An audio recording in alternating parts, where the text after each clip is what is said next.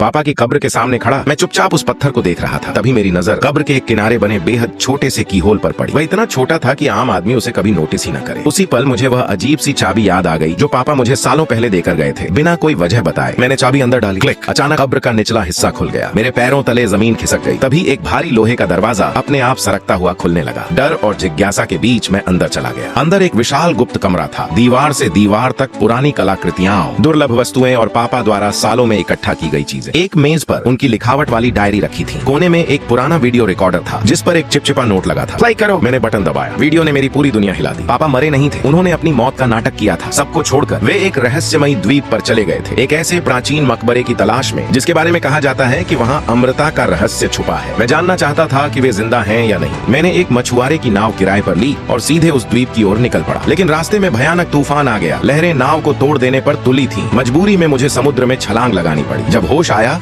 तो मैं द्वीप के किनारे पड़ा था। मैंने ऊपर देखा, चट्टान पर कोई खड़ा था। वह पापा थे। मुझे देखते ही वे ऊपर की ओर चढ़ने लगे। मैं भी उनके पीछे भागा। वे एक ठंडी और अंधेरी गुफा में रह रहे थे। पहले उन्होंने मुझे पहचाना ही नहीं, लेकिन जब मैंने बचपन वाला हमारा गुप्त इशारा किया तो उनकी आंखें भर आईं। मैंने पूछा, आप घर क्यों नहीं आए? उन्होंने कहा, अगर फोगेल ने वह मकबरा खोल दिया तो हिमिको का श्राप पूरी दुनिया पर टूट पड़ेगा और तब इंसानियत का बचना मुश्किल हो जाएगा। उस दिन मुझे समझ आ गया, कुछ राज इतने खतरनाक होते हैं कि उनका दफन रहना ही बेहतर होता है।